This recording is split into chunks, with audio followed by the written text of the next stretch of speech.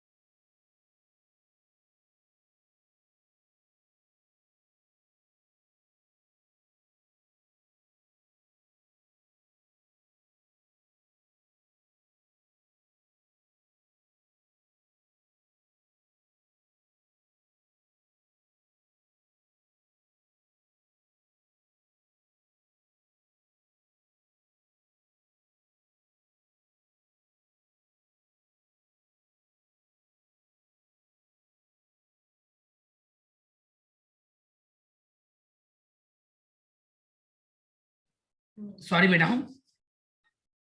तो adolescence it's a period बेटा, उस टाइम में क्या होता है आपके बायोलॉजिकल चेंजेस होते हैं आपकी बॉडी में, बिहेवियरल चेंजेस भी बेटा बॉडी में आते हैं, बायोलॉजिकल एंड बिहेवियरल चेंजेस बेटा बॉडी में आते हैं. okay, as well as बेटा adolescence thus is the very vulnerable phase of the mental psychological development of an individual. बेटा तो ये पीरियड में बेटा very dangerous phase, vulnerable phase बोलते हैं, એટલે रिस्की फेज કહેવાય बेटा, mental as well as psychological. આ फेज ની અંદર बेटा अगर आप लोगों को कोई अच्छा गाइडेंस मिल गया तो बेटा आप लोग अच्छी तरह से आपका दिमाग डेवलप कर सकते हो, साइकोलॉजिकल थॉट अच्छी तरह डेवलप कर सकते हो. अगर इसी पीरियड में बेटा अगर आपको ऐसे फ्रेंड मिल गए कि जो आपको बुरी चीजें सिखाते हैं तो आपका जो माइंड होगा, आपका जो साइकोलॉजिकल थॉट होगा वो पूरा चेंज हो जाएगा बेटा. During this period you have a curiosity, कुछ नया करने का बेटा तुरंत क्यूरियोसिटी होता है आप में, नीड फॉर एडवेंचर. ओके, अगर मैं आपको बोलूं बेटा कि आपको यहाँ फर्स्ट फ्लोर से जंप करना है तो आप में से 2-3 लोग ऐसे होंगे कि बिना सोचे के तुरंत जंप कर लेंगे, because you have a need for adventure. के मतलब आपकी एज में बेटा एडवेंचरियस होता है, ये कर ले वो कर ले ऐसा होता है. अब मुझे बोलो तो मैं अभी फर्स्ट फ्लोर क्या, अगर 3 स्टेयर है फिर भी मैं नहीं कूदूंगा. के एक्साइटमेंट बहुत होता है बेटा आपकी एज में कुछ करने के लिए, एक्सपेरिमेंटेशन, कुछ नया करने की सोच रहती है, एक्सपेरिमेंट કર્યા करिए કંઈક ને કંઈક નવું.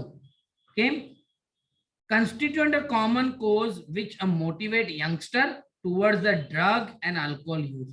और ये बेटा सारे ये पॉइंट हैं, उसकी वजह से आपकी एज के जो लोग होते हैं वो लोग ड्रग्स और अल्कोहल का यूज बढ़ा देते हैं. चलो ना एक बार एक्सपेरिमेंट कर लिए, अल्कोहल ले लिए, ड्रग्स ले लिए, કેમ एक्साइटमेंट હોય, તમારી વાત નથી કરતો, but it is the general problem of your age group people beta.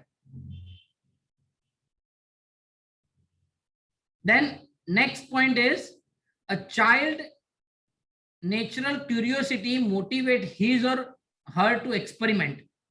This is the complicated further by effect that might be perceived as a benefit of the alcohol and the drug use. એટલે એક વાર એને experiment કરવાની ઈચ્છા થાય.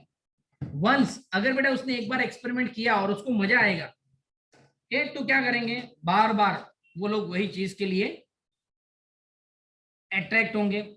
जैसे कि homework एक बार अगर आपने प्रॉपर सबमिट नहीं किया, के यानी एक्सपेरिमेंट किया, चलो ना आज ऐसा करके भेज दे, सर को देखना है तो नहीं देखना है, जो भी चलेगा, पर एक बार वो चीज चली गई और मैंने भी कुछ नहीं बोला, तो क्या होगा, बार बार वही चीज भेजो, सर कहाँ देख रहे हैं. पर it is a temporary solution बेटा.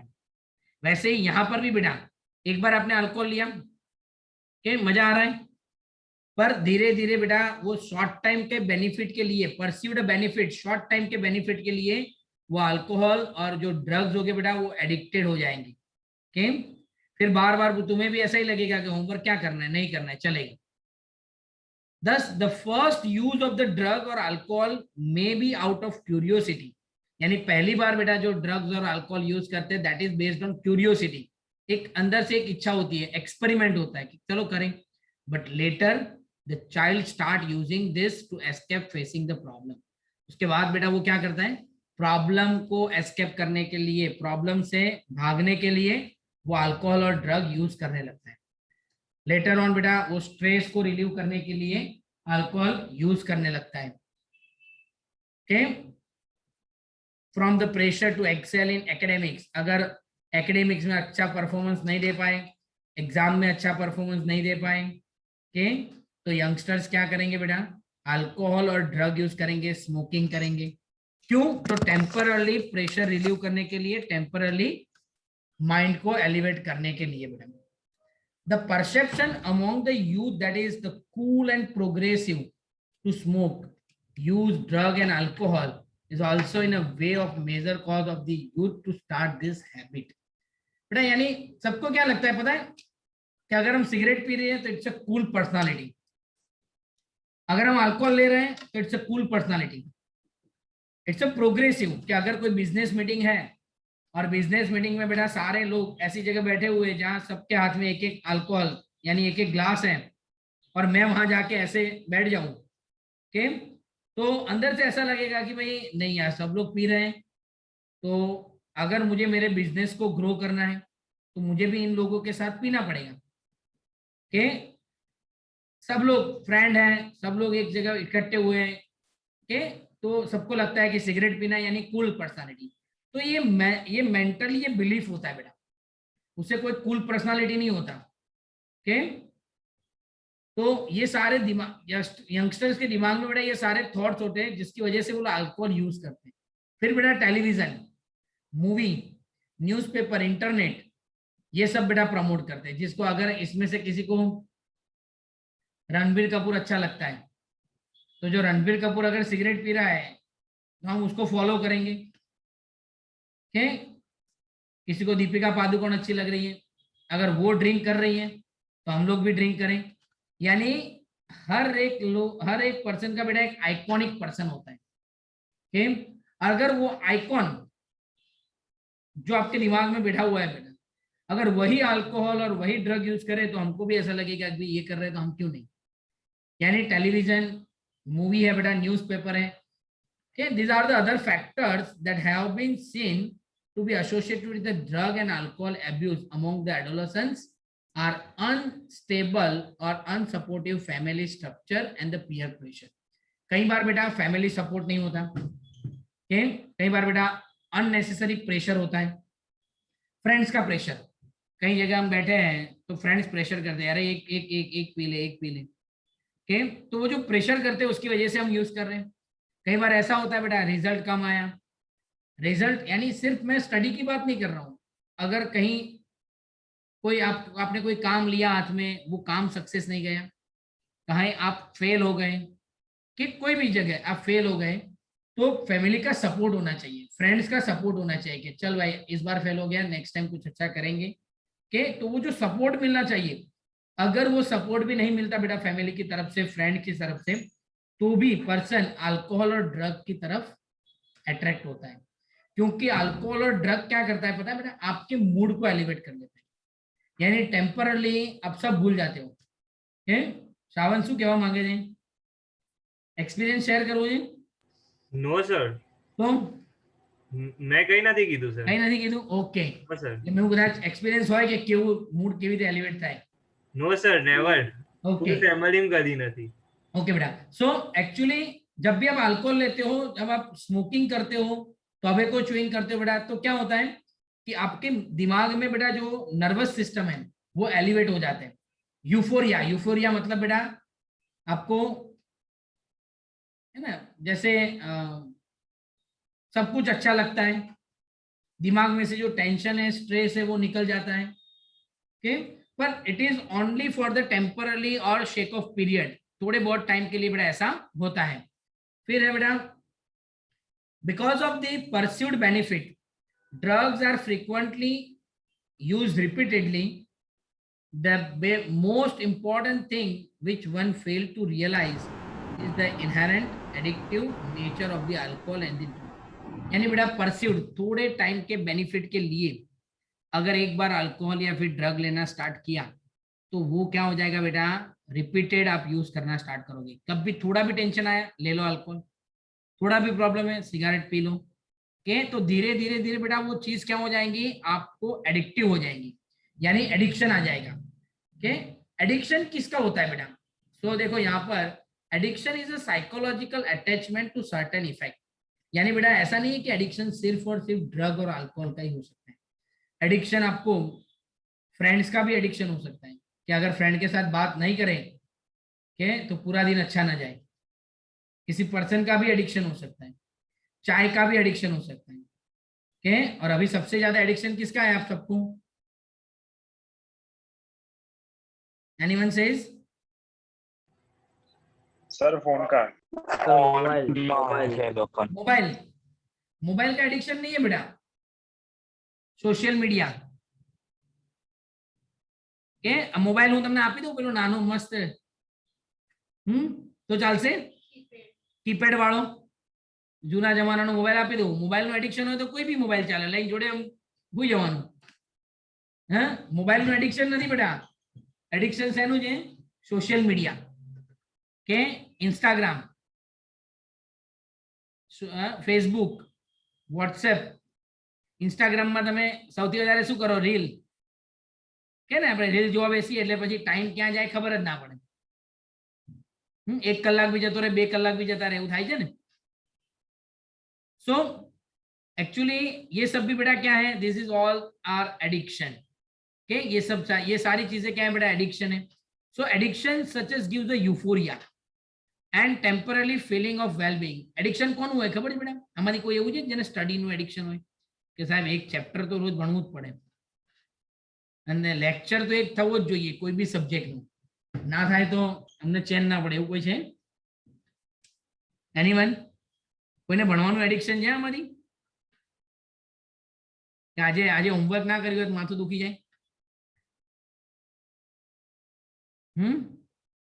બધા હસે છે ખાલી બસ, એટલે એનો મતલબ શું સમજવાનું મારે, યસ ઓર નો?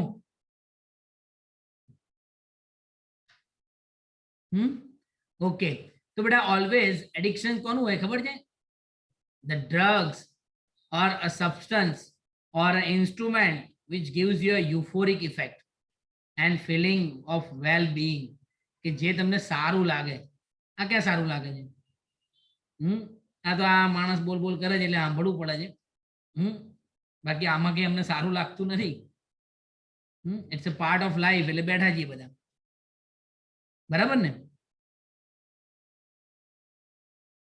ઓકે, સો બેટા the drugs, the substance, the instrument which gives you a euphoric effect or a well-being, એનું તમને addiction હોય બેટા। This drive the people to take them even when these are not needed। એટલે બેટા જ્યારે જરૂર નથી તો બી એ વસ્તુ તમે યુઝ કરો એટલે એનું એડિક્શન થઈ જાય, or even when their use become self destructed. અને ખબર હોય બેટા કે આનાથી આપણને શું થવાનું છે? સેલ્ફ ડિસ્ટ્રક્ટિવ ડેમેજ છે જ. સિગારેટના પેકેટ ઉપર લખ્યું હોય છે ખબર છે ને, ઇન્જરિયસ ટુ હેલ્થ, તો બી લોકો પીવે છે. વાય? ખબર છે કે cigarette smoking is injurious to health. It causes the lung cancer. Okay, it causes the mouth cancer. Even the people smoke. Why? Because they gives the temporarily euphoric effect, temporarily well-being. થોડાક time માટે તો મજા આવે છે ને. Okay. Now next, with repeated use of the drug, the tolerance level of the receptor present in their body is increased. Consequently, the receptor respond only to the higher dose of the drug or the alcohol, leading to the greater intake and addiction. However, it should be clearly borne in mind that use of these drugs even once can forerunner to the addiction. यानी बेटा simply अगर आप एक बार पहली बार अगर आपने 10 ml alcohol लिया, पहली बार अगर आपने 10 ml अल्कोहल लिया तो it gives the 100% effect. Okay, but बेटा अगर दोबारा आपको 100% इफेक्ट चाहिए तो आपने एक वीक तक अगर 10 ml अल्कोहल लिया है तो बाद में बेटा अगर आप 10 ml अल्कोहल लोगे तो आपको 100% इफेक्ट आएगा ही नहीं. आपको 100% इफेक्ट कब आएगा? When you take the 20 ml of alcohol. यानी टॉलरेंस लेवल बढ़ता जाता है. टॉलरेंस लेवल बढ़ता जाएगा तो ड्रग ज्यादा चाहिए फॉर द सेम इफेक्ट. उतनी ही इफेक्ट पाने के लिए बेटा आपको ज्यादा ड्रग चाहिए. पर हमारे लेक्चर में उल्टा होता है बेटा. फर्स्ट लेक्चर अगर आपका 1.5 घंटे का हो तो मजा आता है. ओके, पर फिर अगर 10 दिन 1.5 घंटे का लेक्चर हुआ तो ऐसा नहीं कि 10 दिन के बाद टाइम बढ़ाओ सर तब मजा आएगा. अब टाइम कम करो तो मजा आएगा. ओके, तो लेक्चर में उल्टा है कि वहां आपको डोज कम करना पड़ता है तो इंटरेस्ट आता है. पर ड्रग्स में क्या होता है? डोज बढ़ाते हैं तो इंटरेस्ट यानी जो इफेक्ट है बेटा वो सेम रहता है. तो that is called the tolerance level बेटा. Okay, now thus the addictive potential of the drug and alcohol pull the users into the vicious circle. यानी बेटा due to this addiction, alcohol और ड्रग के addiction की वजह से बेटा person जो होता है वो धीरे धीरे धीरे उसके सर्कल के अंदर घुसता जाता है और वहां से बेटा वो बाहर नहीं आ पाता है. Not able to get out. In the absence of any guidance और द काउंसलिंग, अगर उसको प्रॉपर काउंसलिंग नहीं मिले, प्रॉपर उसको गाइडेंस ना मिले तो the person get addicted and become dependent the use. उसके यूज के ऊपर डिपेंड हो जाएगा. ओके, और क्या होगा बेटा? विड्रॉल सिंड्रोम्स आएंगे. क्या आएंगे बेटा? विड्रॉल सिंड्रोम्स आएंगे. तो विड्रॉल सिंड्रोम से क्या होगा कि उसे एक तो बेटा अगर कोई अल्कोहल ले रहा है, कोई ड्रग ले रहा है, तो अगर वो सडनली उसको डिसकंटिन्यू करेगा, एब्रप्टली उसको अगर बेटा वो बंद कर देगा या फिर डिसकंटिन्यूड करेगा तो तुरंत क्या होगा? Anxiety, shakiness, nausea and sweating. बेटा पर्सन को कई बार चक्कर भी आ जाते हैं, वॉमिटिंग हो जाती है. कई बार तो बेटा उसको हॉस्पिटल में सीवियर केसेस में एडमिट भी करना पड़ता है और लाइफ थ्रेटनिंग यानी डेथ भी हो सकती है. यानी अगर वो चीज उसको नहीं मिलेगी तो body gives the withdrawal symptoms. કેમ તમારે બી એવું થતું હશે ને? મોબાઈલ સપોઝ લઈ લે પેરેન્ટ્સ તો શું થાય? હવે તો મોટા થઈ ગયા છે એટલે એવું તો પોસિબલ નથી કે મોબાઈલ આમ લઈને ખેંચીને મૂકી દે તમારા હાથમાંથી. બહુ રેર હવે એવું બનતું હશે. કેમ? પણ સિમ્પલી કોઈ વસ્તુ આપણને જોઈતી જ હોય ને આપણા હાથમાંથી લઈને મૂકી દે ને એટલે વિડ્રોલ સિમ્ટમ્સ આવવાનું સ્ટાર્ટ થાય. એટલે આખું ઘર ઊંચું નીચું થાય. तो that is called the withdrawal symptoms बेटा. मीन्स अगर वो चीज नहीं मिलेगी तो पर्सन को बेटा एंजाइटी होगा, शेकीनेस, वॉमिटिंग. कई बार तो बेटा चक्कर आ जाते हैं, बीपी लो हो जाता है, ब्लड प्रेशर अफेक्ट करता है और एडमिट भी करना पड़ता है बेटा उसको. Dependence lead the patient to ignorance all social norms. और बेटा डिपेंडेंस पर्सन को सारे सोशल नॉर्म्स भुला देता है in order to get the sufficient fund. यानी उसको अगर फंड नहीं मिलेगा बेटा तो वो क्या करेगा? चोरी भी करेगा. This results many social adjustment problem. यानी बेटा पर्सन है ना डिपेंडेंट हो जाएगा तो वो सोचेगा नहीं कि पर अगर कोई अल्कोहल ले रहा है और मैं उसको जाके, अगर मेरा भाई है, मेरा कजिन है, उसको मैं बोलूं कि भाई अल्कोहल नहीं पीना चाहिए, उसके हाथ में से अगर मैंने बॉटल ले ली तो वो सोचेगा नहीं कि मेरा भाई है, वो मुझे मारेगा, के मेरे से झगड़ा कर देगा, के यानी उसके दिमाग में जो भी आएगा बस उसको सिर्फ क्या दिखता है, उसको सिर्फ अल्कोहल दिखता है कि उस टाइम पे, उस टाइम के लिए उसको अल्कोहल चाहिए ही चाहिए।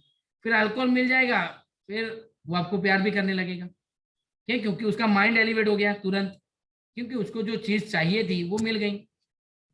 अब बेटा ये जो अल्कोहल और ड्रग का हमारी बॉडी पे नेगेटिव इफेक्ट कैसे होता है, इमीडिएट एडवर्स इफेक्ट जो है बेटा उसमें रैकलेस बिहेवियर, वेंडलिज्म, वायोलेंस, मारझूड़ करे ना, ओके, एकदम वायोलेंट થઈ જાય માણસ, કોઈને બી કઈ બી મારવા માંડે, તોફાન જ કરે, ધમાલ કરે।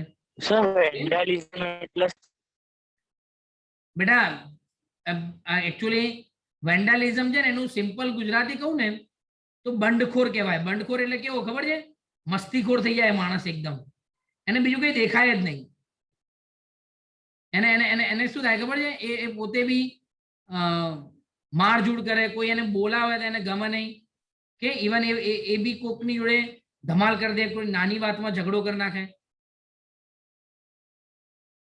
एक्सेसिव डोज, जो डोज વધારે હોય, વધારે अल्कोहल લેવાઈ જાય बेटा, so it may undergoing the coma, बेटा पर्सन कोमा में चला जाएगा। कई बार डेथ भी हो सकता है बेटा due to respiratory failure, heart failure और द सेरेब्रल हेमरेज की वजह से बेटा डेथ भी हो सकती है। Combination of the drug with alcohol, अगर बेटा कोई पर्सन है उसको डायबिटीज है और वो अल्कोहल के साथ बेटा अगर डायबिटिक ड्रग ले रहा है तो क्या होगा, शायद हो सकता है कि ड्रग का इफेक्ट अलग आ जाए और डेथ भी हो सकता है। कोई प्रेग्नेंट लेडी है बेटा, वो अल्कोहल ले रही है तो उसके बच्चे पे एडवर्स इफेक्ट आएगा बेटा, ठीक। फिर देखो यहाँ पर warning sign of the alcohol use, तो क्या क्या वार्निंग साइन है अगर अल्कोहल यूज हम करें तो बेटा, ड्रॉप इन एकेडमिक परफॉर्मेंस, अगर स्टूडेंट है तो उसका एकेडमिक परफॉर्मेंस डाउन हो जाएगा, एब्सेंस, स्कूल और कॉलेज में एब्सेंट होगा बेटा, ठीक। Lake of interest in personal hygiene, उसका कोई पर्सनल हाइजीन जैसा रहेगा ही नहीं बेटा, अल्कोहल लेके कहीं भी पड़ा रहेगा। विड्रॉल, आइसोलेशन, यानी बेटा वो आइसोलेट हो जाएगा पर्सन, डिप्रेशन में चला जाएगा, फैटिक, थक जाएगा और एग्रेसिव हो जाएगा। रेबेलियस बिहेवियर એટલે ગુસ્સા વાળો એકદમ બિહેવિયર થઈ જાય। डिटोरिएटिंग रिलेशनशिप, कोई नहीं जोड़े संबंध ना रखे, with family and friend, loss of interest, कोई वस्तु ने गमे नहीं बेटा, change in sleeping and eating habit and fluctuation in the weight and appetite, यानी भूख नहीं लगती बेटा, वेट भी प्लस और माइनस होता है। There are even be some far reaching implication of the drugs and alcohol abuse if a abuser is unable to get money to buy the drugs and alcohol, अगर बेटा उसको money नहीं मिलेगा तो वो क्या करेगा, चोरी करेगा बेटा, पर उसको उस टाइम के लिए सिर्फ और सिर्फ अल्कोहल चाहिए, यानी वो किसी के भी पास जाएगा और बोलेगा 50 रुपया दे दो, जैसे ही वो 50 रुपया देगा अल्कोहल ले आएगा वो।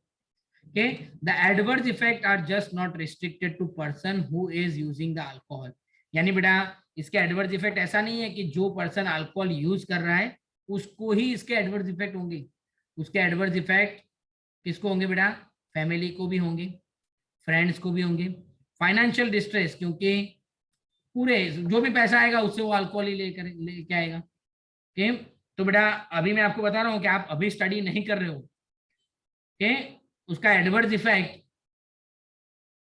बहुत होता है बेटा। अभी आपको ऐसा लग रहा है कि क्या फर्क पड़ेगा, मैं नहीं पढ़ूंगा उससे क्या फर्क पड़ेगा, पर बेटा अभी आप नहीं पढ़ोगे तो आपको तो इफेक्ट होने वाला है, पर आगे चल के बेटा आपके ऊपर डिपेंडेंट आपके मम्मी पापा जो आपके ऊपर डिपेंडेंट है, ठीक, क्योंकि आज से 10 या 15 साल के बाद, 15-20 साल के बाद बेटा आपके पेरेंट्स आपके ऊपर डिपेंड होंगे, तब अगर बेटा आपने, अभी आप उनके ऊपर डिपेंड हो, ठीक, तो तब बेटा अगर आपने अच्छा पढ़ा नहीं होगा, मैं ऐसा नहीं बोल रहा हूँ कि जो लोग अच्छे पढ़ते हैं वही अच्छा अर्निंग करते हैं, पर बेटा आप एक स्टैंड ले सकते हो, ओके, कहीं भी जगह आप जाके बेटा खड़े रह जाओ तो आपका एक वैल्यू होता है, लोग आपके साथ, आपको कैसे बातचीत करना है, आपको एक प्लेटफॉर्म मिलता है।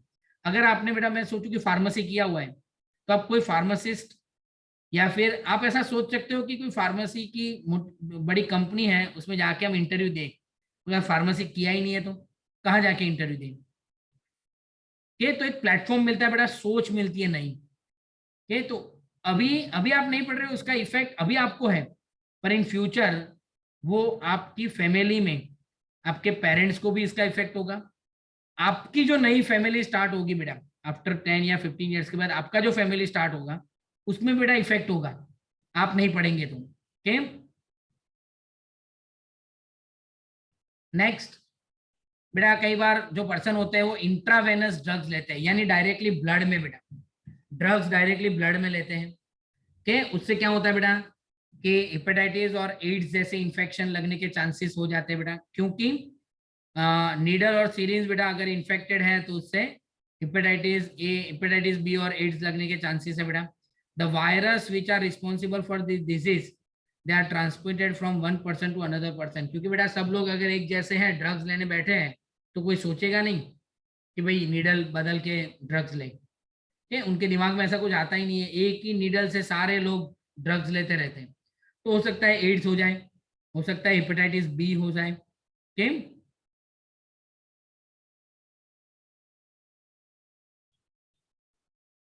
फिर है बेटा, तो AIDS and hepatitis B is a very chronic and infectious disease बेटा। Okay, the use of drug during the adolescence may also have long term effect.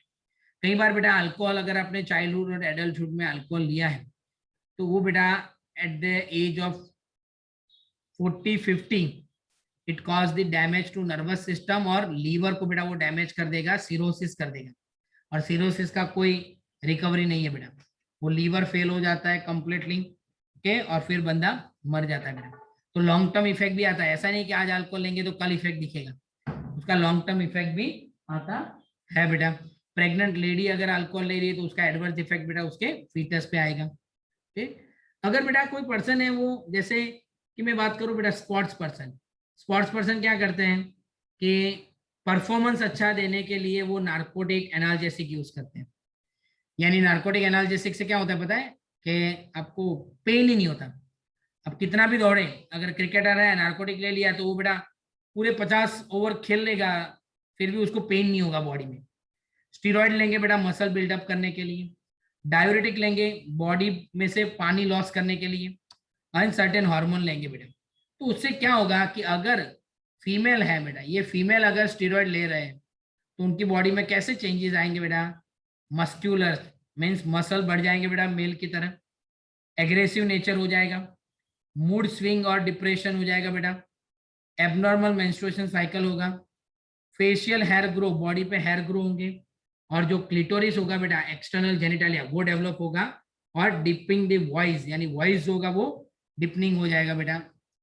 ये सारे फीमेल में इफेक्ट आएंगे। वैसे ही बेटा अगर मेल में हम स्टेरॉइड्स यूज करें बेटा, तो मेल में जब हम स्टेरॉइड यूज करते हैं बेटा तो उसका इफेक्ट आता है एक्ने, पिंपल्स बढ़ जाते हैं बेटा, फिर एग्रेसिव नेचर हो जाता है, मूड स्विंग होता है बेटा, डिप्रेशन हो जाता है, reduce the size of the testis, testis के साइज बेटा कम हो जाते हैं, decrease the sperm production, potential for the kidney and liver dysfunction होता है बेटा, ब्रेस्ट एनलार्जमेंट, फीमेल की तरह जो ब्रेस्ट पोर्शन होगा बेटा वो एनलार्ज होगा, प्रीमेच्योर बाल्डनेस यानी बाल जो हमारा ये हेयर है बेटा वो लॉस हो जाएंगे, टाल पड़ जाए माथा में, enlargement of the prostate gland, prostate gland enlarge हो जाता है बेटा। ओके, तो प्रोलॉन्ग यूज से बेटा ये सारे इफेक्ट होते हैं, किस में, तो मेल में बेटा। ठीक, अगर adolescence for the female and male, severe facial and body acne बेटा, अगर मेल और फीमेल दोनों में अगर एट द अर्ली एज बेटा आपने अगर अल्कोहल या फिर ये स्टेरॉइड लेना स्टार्ट किया तो बॉडी पे बेटा एक्ने स्टार्ट हो जाएंगे, फेशियल और बॉडी पे पिंपल्स होने स्टार्ट होंगे, और जो लॉन्ग बोन होंगे उसका ग्रोथ स्टॉप हो जाएगा, और लॉन्ग बोन का अगर ग्रोथ स्टॉप हो गया तो स्टंटेड ग्रोथ, आपकी हाइट बढ़ेगी नहीं, ठीक, हाइट उतने का उतना रह जाएगा बेटा। तो ये सारे इफेक्ट आते हैं बेटा। चलिए 3 MCQ है बेटा, सॉल्व कर लो फटाफट।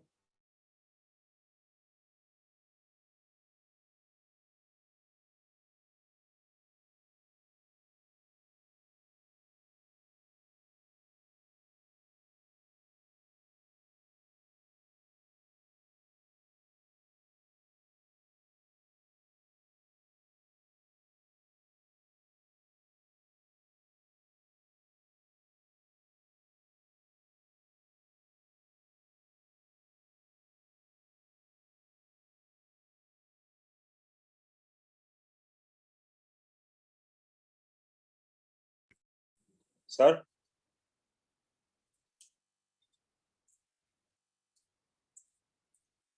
सर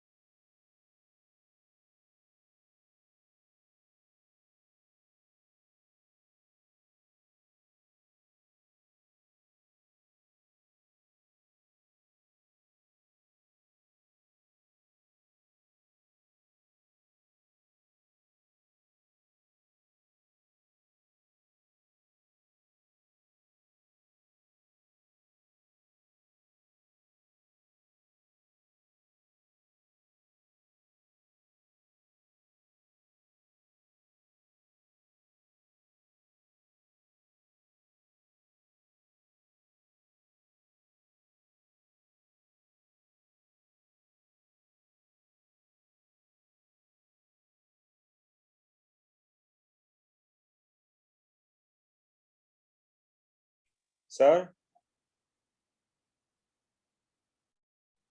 सर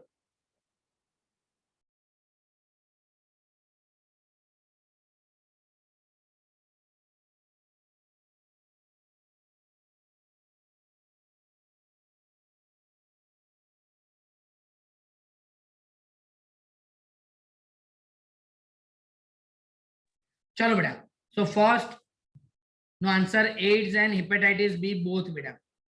સેકન્ડમાં બેટા છે ને એક પણ એવા નથી કે જે મેલમાં ના થાય, બધી ઇફેક્ટ થાય જ છે બેટા. ઓકે, એટલે એ રોંગ ક્વેશ્ચન મુકાઈ ગયો. થર્ડ છે બેટા નર્વસ સિસ્ટમ અને લીવર બંને ઉપર ઇફેક્ટ થાય એટલે બોથ આન્સર આવશે.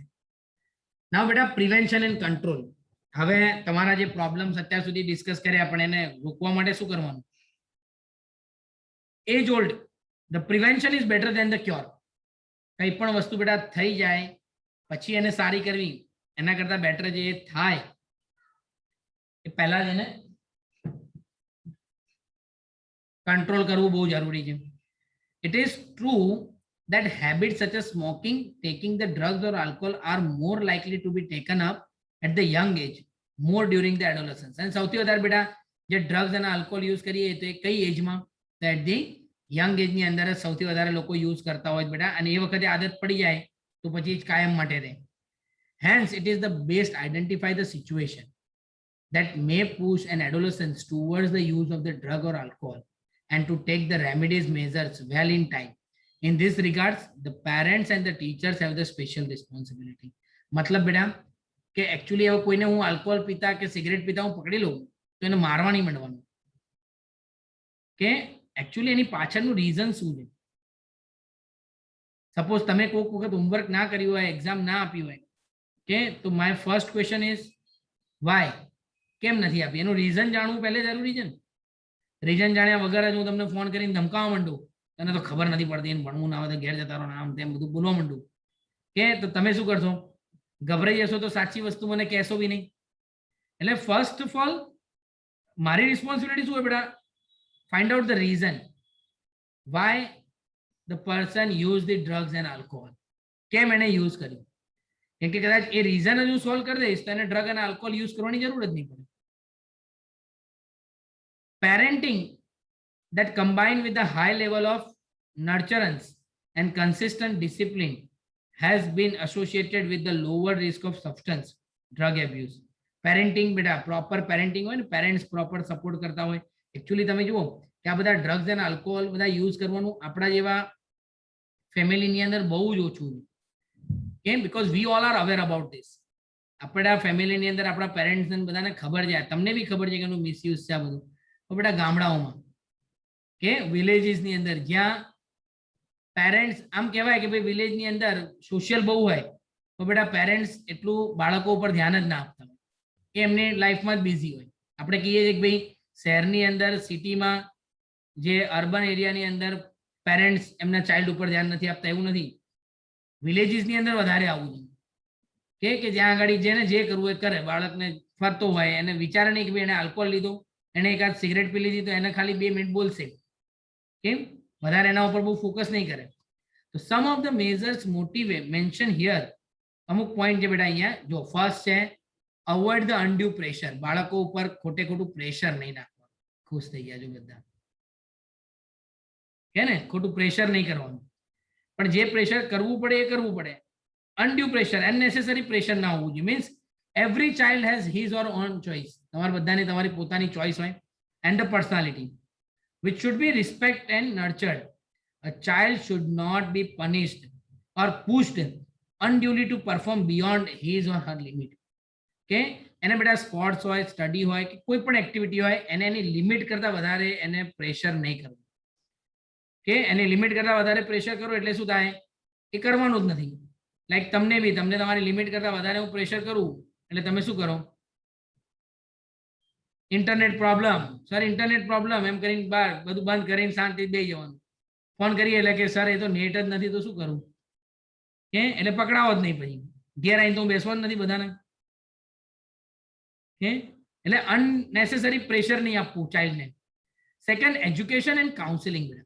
Education and counselling him or her to face problem and stress and to accept the disappointment and failures as a part of life. બેટા એને એકચ્યુઅલી કહેવાય ને કે એને ટ્રેન કરવો. મીન્સ તમને લોકોને ટ્રેન કરવા જોઈએ કે this all are the part of life. તમારે કોઈક વખત કોઈક હોમવર્ક રહી ગયું, ફેલ થયા, રિઝલ્ટ ના મળ્યું, પ્રોપર સક્સેસ ના થયા, જે વિચાર્યું હતું એ થયું નહીં, તો this all are the part of life. કેમ કે it's a shake of time. થોડોક ટાઈમ હશે બેટા, પછી પાછા તમે જો એ કામની અંદર વળગી જશો તો ડેફિનેટલી તમને સક્સેસ મળશે જ. કેમ? એટલે એના માટે એજ્યુકેટ કરવાનું પીપલને. Then third point is seeking the help from the parents and peers. Help from the parents and peers should be sought immediately so that they can guide appropriately. Help may even be sought from close and trusted friends. Besides the getting proper advice to sort out their problem, this would help young to vent their feeling of the anxiety and guilty. यानी बेटा parents और teachers से आपको, friend से आपको properly guidance मिलना चाहिए, properly counselling मिलना चाहिए. पर वो कब मिलता है बेटा? जब आप लोग प्रॉपर, अगर आपको प्रॉब्लम है आप मेरे साथ डिस्कस करोगे तो मैं आपको उसको गाइड कर पाऊंगा. કે એવું તો થશે જ નહીં કે ભાઈ ચલો આજે હું કીર્તનને ગાઈડ કરું, પણ શેના માટે ગાઈડ કરું? કે મને ખબર તો હોવી જોઈએ કે એનો પ્રોબ્લેમ શું છે. કે તો અને તમને બી કેવું હોય બેટા કે કંઈક હેલ્પ મળે ક્યાંકથી. કે ઘણી વખત તમારો પ્રોબ્લેમ હોય, કોઈ સાંભળતું ના હોય. થાય છે આવું? આવું કોણ જોડે થાય છે કે પ્રોબ્લેમ હોય પણ આવું કોઈ સાંભળે જ નહીં? મેડમ જોડે થાય છે. જો મેડમ હાથ આંગળી આમ આંગળી ઊંચી કરે છે. હું તો સરને જ કહું ગમે તે પ્રોબ્લેમ હોય ને. કોની જોડે? હેલ્પલાઇન છે મારા. કોની જોડે આવા પ્રોબ્લેમ થાય કે કોઈ સાંભળતું જ નથી? બધા સાંભળે છે ને? તો એકચ્યુઅલી બેટા ક્યારેય બી કઈ બી પ્રોબ્લેમ હોય ને તો ફર્સ્ટ ઓફ ઓલ, હવે આના પછીનો બહુ સારો પેરેગ્રાફ છે. Looking for the danger sign. Alert the parents and teacher need to look for it, identify the danger sign and discuss above. Even friend, if they found someone using the drug or alcohol, should not hesitate to bring this to notice of their parents or the teachers in the best interest of their person. यानी बेटा તમને એવું ખબર પડે ને કે મારો friend જે આલ્કોહોલ કે સિગારેટ લે છે તો કશું કરવાનું નહીં, એના જઈને પેરેન્ટ્સને કહી આવવાનું. કેમ? એના પેરેન્ટ્સને ખાલી કહી દેવાનું. ઇવન હવે એ આલ્કોહોલ અને ડ્રગ્સમાં તમારી વાત નથી આવતી, પણ તમને એવું લાગે કે યાર મારો ફ્રેન્ડ કોપી કરીને એક્ઝામ આપે છે, કે તો એના પેરેન્ટ્સને ફોન કરી દેવાનો કે આ તો કોપી કરે જ છે, કે કાં તો મને ફોન કરી દેવાનો. ઘણી વખત કેવું હોય કે હોમવર્ક, કોક તમારી પાસે હોમવર્ક માંગે ફોન કરી કે આજનું હોમવર્ક મોકલ, તો જો તમે એના બેસ્ટ ફ્રેન્ડ હો તો હોમવર્ક નહીં મોકલવાનું, એ બધા જાતે કર. કરશો આવું આજથી? કરો છો ખરા? ઓકે. સો ઇમિડિયેટલી બેટા તમને લાગે કે તમારા ફ્રેન્ડ કંઈક ખોટું કરે છે તો એને તરત નોટિસ કરો. Appropriate measures would then be required, diagnose the remedy and underlying cause. જેવી તમને એના વિશે ખબર પડે તરત જ ઇમિડિયેટલી એના રેમેડીઝ મળશે. એન્ડ લાસ્ટ બેટા, seeking from the professional and medical help. જ્યારે બેટા એવું થાય કે કોઈ આપણે જાતે કોઈ પ્રોબ્લેમને સોલ્વ આઉટ ના કરી શકીએ, then go for the psychologist and the psychiatrist and de-addiction and the rehabilitation program બેટા ચાલે છે. ખબર છે રિહેબિલિટેશન પ્રોગ્રામ? ખબર છે અત્યારે અહીંયા વસ્ત્રાપુરમાં એ બધી જગ્યાએ ચાલુ થઈ ગયા છે. રિહેબિલિટેશન એકચ્યુઅલી બેટા પહેલા મેડિકલ ટર્મમાં કેવું હતું કે આલ્કોહોલ અને ટોબેકોને છોડાવવા માટે યુઝ થતું, પણ અત્યારે હાલમાં રિહેબિલિટેશન જે ચાલે છે ને વસ્ત્રાપુરમાં, એ મોબાઈલ છોડાવવા માટે ચાલે છે. કે તમારે ત્યાં જવાનું સવારે 9 વાગે, 1 વાગ્યા સુધી તમને ત્યાં બેસાડી રાખે, મોબાઈલ તમારો લઈ લે, તમને મેગેઝિન આપે, ન્યૂઝપેપર આપે, બુક્સ આપે, કઈ બી તમને વાંચવા આપે, પણ મોબાઈલ ના આપે. અને આવી રીતે તમને મોબાઈલથી મિનિમમ આખા દિવસમાં 4-5 કલાક તમને દૂર રાખે અને આદત પાડે કે મોબાઈલથી કેવી રીતે દૂર રહેવું. કેમ બેટા એવા બી કહેવાય ને કે પ્રિડિક્શન છે, કે મારું એવું પ્રિડિક્શન છે કે નેક્સ્ટ અપકમિંગ 15-20 વર્ષ પછી શું થશે ખબર છે? જો હું કોઈના હાથમાંથી મોબાઈલ લઈ લઈશ ને, નાનું છોકરું હોય ને મોબાઈલ લઈ લઉં ને, તો જો એ ગેલેરીમાં ઊભો છે ને તો કૂદી જશે. એ વિચારશે નહીં, તરત સુસાઇડ કરી લેશે. મોબાઈલ કેમ લીધો? પડી જાઓ. આટલા બધા થોટ બધાના બદલાઈ જવાના છે જો કંટ્રોલ નહીં કરીએ તો. એને ઇવન બેટા એવું નથી કે તમારો પ્રોબ્લેમ, એ મારો બી પ્રોબ્લેમ છે. હું અહીંયાથી ઘરે જઉં બરાબર, તો મારા હાથમાં કહેવાય ને તો જમવા બેઠો હોય તો હું આમ બાજુ મોબાઈલ રાખીને બેસું. It's not a good habit. તો એને મારે કંટ્રોલ કરવી પડે ને. મને ખબર પડી કે ભાઈ આ ગુડ હેબિટ નથી, તો મારે કંટ્રોલ કરવી પડે. કે હવે તમે લોકો બી અત્યારે હાલમાં તમારા બધાનું સ્ટડી બધું મોબાઈલ ઉપર જ છે. કે પણ જ્યારે તમે રીડિંગ કરતા હોય ત્યારે મોબાઈલ બહાર પેરેન્ટ્સને આપીને રીડિંગ કરી શકો? કેમ કે સૌથી વધારે શું થાય છે કે ભાઈ મોબાઈલ લઈને જ વાંચવા બેસી છે, મોબાઈલમાંથી જ વાંચીએ. કેટલા લોકો એવા છે જે મોબાઈલમાંથી જ વાંચે છે? જો કૃષિ એટલે પેલા પેરેન્ટ્સ અંદર આવીને પૂછે ને કે શું કરે, અને મોબાઈલમાં જ હોય છે બધું. પેરેન્ટ્સ બી પૂછે ને કે મોબાઈલ કેમ આખો દિવસ હાથમાં? કે બધું સાહેબ મોબાઈલમાં જ મોકલે. એવું નથી, તમને મોડ્યુલ આપેલા છે મોબાઈલમાં. તો ખાલી આપણે જે બોર્ડ વર્કના ફોટો, હવે તો ખાલી હું તો કહું આ ચેપ્ટરમાં તો મોબાઈલની બી જરૂર નથી. આ ચેપ્ટરમાં આપણે ક્યાં કહીશું નવું કર્યું છે? પાછળના ટોપિક તો બેટા બધા ટેક્સ્ટ બુકમાંથી જ કર્યા છે. આપણે આજનો ટોપિક છે, આજનો ટોપિકમાં હું કોઈ પીડીએફ મોકલવાનું નથી કોઈને. મોડ્યુલ છે તમારી પાસે, એમાંથી જ લખવાનું. નહીં તો પાછો પીડીએફ મોકલું એટલે પીડીએફ ખોલીને મોબાઈલમાંથી લખવાનું થાય. કે એટલે આપણે મોડ્યુલના જે 2 પેજ છે, મોડ્યુલના 2 પેજ જ તમારે લખી નાખવાના છે, સબમિટ કરવાના. એટલે બેટા હવે આદત પાડો કે ભાઈ રીડિંગ કરતા હોય તો મોબાઈલ બહાર પેરેન્ટ્સને આપી દેવાનું 2 કલાક. તો પેરેન્ટ્સને એવું લાગશે કે 2 કલાક રીડિંગ કરી વાળે. અત્યારે નહીં લાગતું હોય કે આ લોકો રીડિંગ કરતા જ નથી, એવું થાય છે. લાગે છે ને એવું? હે ને? તો આવું કરો કે મોબાઈલ પેરેન્ટ્સને આપી દેવાનો 3-4 કલાક. તમને એવું લગાડવું હોય ને કે તમે 8 કલાક રીડિંગ કર્યું તો 8 કલાક મોબાઈલ પેરેન્ટ્સને આપી રાખો. એ ના થાય.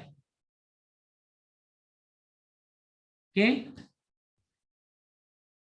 ડન બેટા? બોલો બીજા કોઈ ડાઉટ હોય બેટા તો કહો, તમારા કોઈ પ્રોબ્લેમ્સ હોય.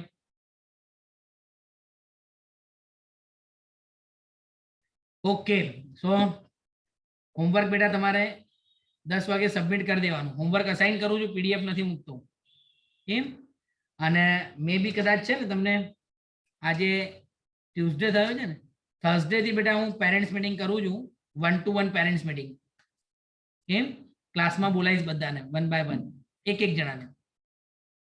કે આપણે લાસ્ટ ટાઈમ કરી હતી, ખ્યાલ છે ને? Yes sir. Yes, એ રીતની મારે પેરેન્ટ્સ મીટિંગ કરવી છે. કે ઓલરેડી આપણા Yes, સિલેબસ sir. ની અંદર 5 ચેપ્ટર પતી ગયા છે. હવે મારે એક વીક રિવિઝન નું બી આપવો છે. મેં તમને ટાઈમ ટેબલ તો આપી દીધું છે, બટ મારો પ્લાનિંગ છે કે થોડું રિવિઝન લઈ લઉં હવે. કે દરેક ચેપ્ટરનું રિવિઝન આમે મેં નવા ટાઈમ ટેબલમાં તો મૂકેલા છે રિવિઝનના 2 લેક્ચર, પણ થોડાક વધારે દેવા છે રિવિઝનના લેક્ચર. કે રિવિઝન અને એમસીક્યુ સોલ્યુશન આ 2 વસ્તુ હવે એડ કરી દીધી. ઓકે, ચલો બેટા, તો shall I finish this meeting here?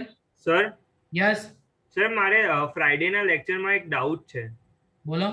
Sir એજમાં sir તમે કીધું હતું કે પર્સનને ખબર ના પડે કે ક્યારે એડ્સ થયો હતો, એમાં મંથ્સ બી લાગી શકે છે અને યર્સ પણ થઈ શકે છે. યસ, તો એ ખબર કઈ રીતના પડશે કે અને યર્સ થઈ ગયા છે થઈ કે પછી હજુ રિસેન્ટલી થયું છે? વાયરલ ગ્રોથ, જો બોડીમાં વાયરલ ગ્રોથ બહુ બધો વધી જાય, બરાબર, એના ઉપરથી પ્રેડિક્ટ થાય કે ભાઈ આ થોડા કંઈક બહુ જૂનો એડ્સ હશે, બરાબર. અને સિમ્ટમ્સ આવે એટલે તમે એટલું તો પ્રેડિક્ટ ના જ કરી શકો કે ભાઈ આ એડ્સ ક્યારે થયો હશે. અને એ તો પણ પછી શું થાય, પછી આપણે જ્યારે થોટ કરીએ કે ઓકે બ્લડ લીધું હતું, આપણે ક્યારે બ્લડ લીધું હતું, ઓકે 6 મંથ બિફોર બ્લડ ટ્રાન્સફ્યુઝ કર્યું હતું, તો એ દિવસે કદાચ એડ્સના વાયરસ બોડીમાં એન્ટર થયા હોય, એટલે વિચારીએ ત્યારે ખબર પડે કે ભાઈ આટલો જૂનો એડ્સ હશે. Okay, okay sir. સર બોલ. સર બીજો એક ડાઉટ છે. હા બોલ. સર આપણે જે સ્પ્લીન છે સર, સ્પ્લીન એમાં ડિસ્ટ્રક્શન ઓફ ઇથ્રોસાઇટ્સ જ થાય ને, એટલે કે બ્લડ સેલ્સ? શું કહે છે? જે સર સ્પ્લીન છે હા, એમાં ડિસ્ટ્રક્શન ઓફ ઇથ્રોસાઇટ્સ જ થાય છે ને? ડિસ્ટ્રક્શન ઓફ એરિથ્રોસાઇટ, આરબીસી ડિસ્ટ્રક્ટ થાય એટલે ગ્રેવયાર્ડ ઓફ આરબીસી કહેવાય, યસ સર. બ્લડ. અને સર સપોઝ કઈક પ્રોબ્લેમ ના લીધે પ્લેટલેટ્સ પર ડિસ્ટ્રક્શન થાય તો? ક્યાં આગળ? સર સ્પ્લીનના લીધે. સ્પ્લીનના લીધે પ્લેટલેટ ડિસ્ટ્રક્ટ થાય. Yes sir. બેટા પ્લેટલેટની લાઈફ જ કેટલી હોય ખબર છે? 12 થી 13 કલાકની જ હોય. કે એટલે પ્લેટલેટ તો કેવું છે કે તમે 3 દિવસ કે 4 દિવસ પાણી ના પીઓ તમારા પ્લેટલેટ ઓછા થઈ જશે. કે એટલે પ્લેટલેટ ડિસ્ટ્રક્શન તો ઘણી વખતે શેના કારણે થતા હોય છે? સ્પ્લીનના કારણે પ્લેટલેટ ડિસ્ટ્રક્ટ ના થાય. Platelet destruction, high blood pressure હોય તો પ્લેટલેટ ડિસ્ટ્રક્ટ થાય. કે પછી લિપિડ ડિપોઝિશન હોય આર્ટરીની અંદર તો પ્લેટલેટ ડિસ્ટ્રક્ટ થઈ જાય. Okay sir. પણ સર અગર સપોઝ કે મારે એક છે સર, એમાં પર્સનને સર પ્લેટલેટ્સ 4000 ને સર પહોંચી જતા હતા સર, તો સર સ્પ્લીન રિમૂવલ કર્યું તો સર એમાં કાઉન્ટ્સ હવે 3 લાખ અરાઉન્ડ નોર્મલ જ રહે છે, તો સર એમાં સ્પ્લીનનો શું રોલ થયો? જો સ્પ્લીન રિમૂવ કર્યું ને તો સ્પ્લીનની અંદર યસ, જો આ પોઈન્ટમાં શું સ્પ્લીનમાં છે ને એક જ મિનિટ હો, એરિથ્રોસાઇટ ના રેટિક્યુલર એન્ડોથેલિયલ સિસ્ટમ હોય, તમે સર્ચ કરજો સ્પ્લીનમાં રેટિક્યુલર એન્ડોથેલિયલ સિસ્ટમ હોય, અને ધેટ રેટિક્યુલર એન્ડોથેલિયલ સિસ્ટમ એને RES સિસ્ટમ કહેવાય બેટા. અને રેટિક્યુલર એન્ડોથેલિયલ સિસ્ટમ છે ને એ શું કરે કે બ્લડ સેલ્સને ડિસ્ટ્રક્ટ કરવામાં રોલ હોય એનો, એ ફેગોસાઇટિક રોલ છે એનો, અને ડિફેન્સમાં રોલ છે આપણી બોડીની અંદર RES નો. તો કદાચ જો એ રેટિક્યુલર એન્ડોથેલિયલ સિસ્ટમની એક્ટિવિટી બહુ જ વધી ગઈ હોય ને તો આવું થાય. Okay sir. બરાબર? Yes sir, clear. ઓકે, ચલો બીજા કોઈને કોઈ ડાઉટ કે પ્રોબ્લેમ છે બેટા? અનોલી કેમ એકદમ ચૂપ ચૂપ થઈ ગઈ છે? ના સર, હા હા, ના બહુ વિચારતી એવું લાગે છે મને. ના ના આખા લેક્ચરમાં મેં ઓબ્ઝર્વ કર્યું આમ તારા મગજમાં કોઈ આમ વિચારો બહુ જ ભરેલા હોય ને એવું લાગે છે. ના નથી? આ યશાની તો દેખાતી જ નથી. એક તો છે બી નાની એવી રીતે બેઠી હોય ખબર જ ના પડે તમને. ઈશાની બેઠી જ ત્યાં આગળ? હા હા, જો કાવ્યાને તો હજી કેમેરો ચાર્જ જ મોબાઈલ ચાર્જ જ નથી થયો, એનો મને પંખો જ દેખાય છે. કાવ્યા છે તું ત્યાં? 9% જ છે. હા હજુ 9% જ છે. 9% પણ બેટા આમ આમ હાથમાં તો લેવાય ને, તું છે કે નહીં તું મને દેખાવું જોઈએ ને. હું છું જ. ચાર્જિંગમાં મૂક્યો તો અડાય નહીં? ફૂટે એવું છે મોબાઈલ? શું? મોબાઈલ ફૂટશે ચાર્જિંગમાં મૂક્યો હોય તો? ચાલ પડી જાય છે. સારું બેટા, ચલો મીટિંગ ફિનિશ કરું છું. સર યસ સર એક ડાઉટ છે બીજો સર પૂછું સર પૂછી લે. હા સર આપણે સર જે ડ્રગ્સ લઈએ સર આલ્કોહોલ છે સર તો સર એના લીધે લીવર અને હાર્ટમાં સર કઈ રીતના ઇફેક્ટ આવે એ તો સર સ્ટમકમાં જાય છે ને તું ખાય છે હા એનર્જી બ્લડમાં કેવી રીતે આવે છે? એ તો બધું પેટમાં જાય છે. યસ સર બટ એનો ડાયરેક્ટ ઇફેક્ટ સર એટલે બ્લડ ને થયો કહેવાય ને સર શું કહે છે એનો જે આલ્કોહોલનો ઇફેક્ટ તો સર બ્લડમાં આવ્યો કહેવાય ને બેટા? આલ્કોહોલ છે ને, આલ્કોહોલ તમે લો ને એટલે એમાંથી બે વસ્તુ બને. આલ્કોહોલનું મેટાબોલિઝમ થાય એટલે એક બને ફોર્માલ્ડિહાઇડ અને ફોર્માલ્ડિહાઇડ પછી બને બેટા પહેલું એસિટાલ્ડિહાઇડ બને, એસિટાલ્ડિહાઇડ પછી ફોર્માલ્ડિહાઇડ બને. જ્યારે એ ફોર્માલ્ડિહાઇડ બને ને ત્યારે એ વધારે ડેમેજ કરે. ઓકે, એટલે તમે આલ્કોહોલ લો છો તે ભલે પેટમાં જતું હોય કે પણ એ એબ્ઝોર્બ ક્યાં થાય? બ્લડમાં થાય. પછી ટોબેકો ચ્યુઇંગ કરતા હોય તો નિકોટિન હોય, નિકોટિન બ્લડમાં જાય. એ નિકોટિન બ્લડમાં જાય એટલે શું થાય? આપણે લાસ્ટ ટાઈમ ડિસ્કસ કર્યું હતું કે એડ્રિનાલિન ગ્લેન્ડ ઉપર ઇફેક્ટ કરે ને એડ્રિનાલિન ગ્લેન્ડમાંથી એડ્રિનાલિન રિલીઝ થાય એટલે બ્લડ પ્રેશર ને બધું વધી જાય. કે ઓકે સર એટલે જે વસ્તુ આપણે પેટમાં નાખીએ બોડીમાં ઇફેક્ટ તો થાય જ. યસ સર એટલે મારે સર એ પૂછવું હતું સર કે એનાથી બ્લડ આમ ક્લોટિંગ અને સર એ બધું થતું હોય છે ને સર કે બ્લડ આમ પતલું થઈ જાય એવું કહીએ છીએ સર બેટા આલ્કોહોલની ઇફેક્ટ છે ને it is not a one effect. એ શરૂઆતમાં તમે આલ્કોહોલ લો ને એટલે તમને યુફોરિક ઇફેક્ટ આવે, બધી સારી ઇફેક્ટ આવે. સેકન્ડ સ્ટેજ છે આલ્કોહોલનો ડિસ્ફોરિક. ડિસ્ફોરિક એટલે ના ગમે એવી ઇફેક્ટ આવે. થર્ડ સ્ટેજ છે બેટા ડિપ્રેશન.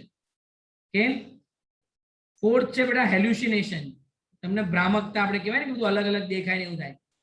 ધેન ફિફ્થ સ્ટેજ છે બેટા આલ્કોહોલનો જે રેસ્પિરેટરી ડિપ્રેસ, બ્રીધિંગમાં પ્રોબ્લેમ થાય. પછી સિક્સ સ્ટેજ હોય that is affect the heart. Seventh stage હોય બેટા લીવર, એટલે એક ઓર્ગનને ડેમેજ કરતું જાય ધીરે ધીરે ધીરે ધીરે. Okay sir all clear okay, કયા સ્ટેજમાં છે શેનો સર આલ્કોહોલના? Zero sir zero zero. Okay, Lifetime વિચારે છે કે limitation, ઝીરો sir. છે તો વાંધો નહીં, 2-3 સ્ટેજ સુધી તો લડી લેવાશે હે ને. ના સર લાઈફ ટાઈમ ઝીરો જ રાખવાનું છે ઓકે, સારું બેટા, ચાલો બાય બેટા. Bye sir. Bye sir bye. Bye sir.